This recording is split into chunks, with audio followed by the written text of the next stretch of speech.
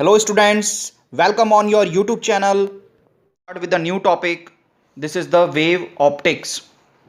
देखिए students, wave optics को पढ़ने से पहले मैं आपको कुछ बात बता दूं। जो लाइट होती है ना स्टूडेंट्स, वो बहुत ज़्यादा कॉम्प्लिकेटेड होती है। उसकी जो प्रॉपर्टीज़ होती हैं अभी भी मैं आपको एक बात बता दूं कि अभी भी साइंटिस्ट इस बारे में सोच रहे हैं कि लाइट की और क्या प्रॉपर्टीज़ हो सकती हैं। यानी कि now A days light is a research topic students. Now A days light is a research topic. तो जो न्यूटन साइंटिस्ट हुआ था, हाइगेंस, मैक्सवेल, प्लांक, ये जितने भी साइंटिस्ट हुए, आइंस्टीन, इन सब ने अपनी अपनी थ्योरीज दी थी कुछ रिलेटेड टू द लाइट। सो चलिए इन सारी थ्योरीज को देखते हैं। यहाँ पर मैंने कुछ 5 थ्योरी लिखी हुई हैं। इन 5 थ्योरी के बारे में देखते हैं। चलिए स्टार्ट करते हैं। First one is the Newton corpuscular theory. इस थ्योरी के अंदर उसने क्या बताया था स्टूडेंट्स, ये सबसे पहले 1675 में दी गई थी। इस थ्योरी के उसके बारे में क्या बताया था, जो लाइट होती है ना स्टूडेंट्स, ये जो लाइट है, ये क्या बताया उसने, इसको पार्टिकल नाम दिया था। इसके जो पार्टिकल्स थे उसको क्या नाम दिया था उसने, कॉर्पिकुलस। देखिए यहाँ पर कॉर्पिकुलस थ्योरी लिखा हुआ है ना, तो उसने नाम दिया था इसको कॉर्पिकल्स। कॉर्पिकुलस नाम दिया था उसने इस थ्योरी को। और उसने बताया, इस थ्योरी के बेसिस पे उसने बता दिया था रिफ्लेक्शन क्या होता है स्टूडेंट्स, रिफ्रैक्शन क्या होता है स्टूडेंट्स। उसने कई एडहॉक अजम्पशंस माने थे। जैसे उसने रिफ्लेक्शन के केस में ये बताया था कि जो रिफ्लेक्शन है, यहाँ से ये लाइट चली जाती है तो ये रिपल्शन हो जाता है, रिपल्शन हो जाता है। रिफ्रैक्शन के केस में उसने ये बता दिया कि यहाँ पर ये जो रे है, इसके जो पार्टिकल्स हैं, इसमें यहाँ पर अट्रैक्शन हो जाता है। तो इसी टाइप से उसने कुछ अजम्पशंस मान लिए थे।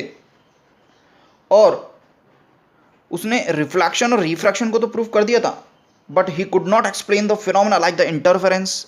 इंटरफेरेंस जो था उसको नहीं समझा पाया था, वो डिफ्रैक्शन था जो उसको नहीं समझा पाया था। तो कुछ थ्योरीज थी जो उसको समझा नहीं पाया था।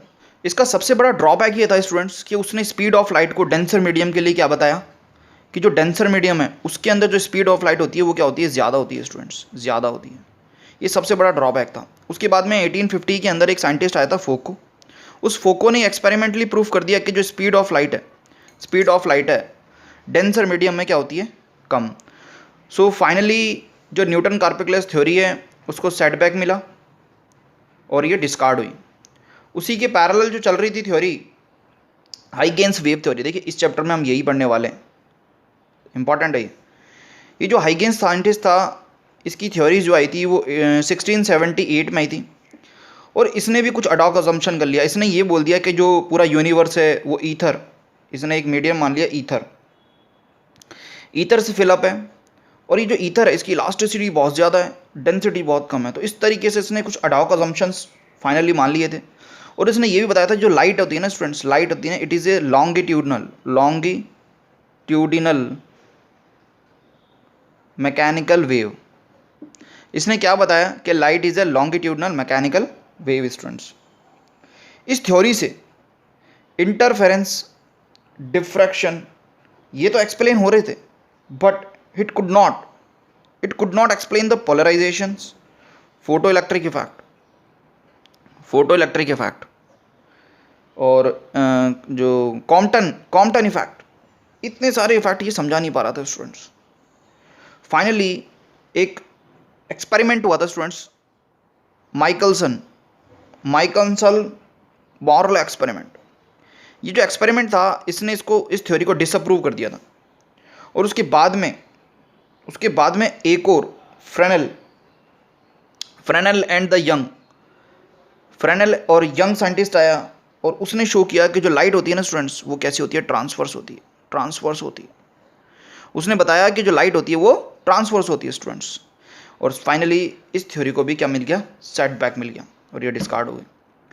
बट स्टूडेंट जरा यहाँ देखिए, ये 1675 है, ये ज़्यादा पॉपुलर थी और ये कम। इसका रीज़न ये था कि ये ब्रिटिश था, न्यूटन ये ब्रिटिश था और उस टाइम पर इसका थोड़ा वर्चस्व भी थोड़ा ज़्यादा था, ये ज़्यादा पॉपुलर था उस टाइम पर।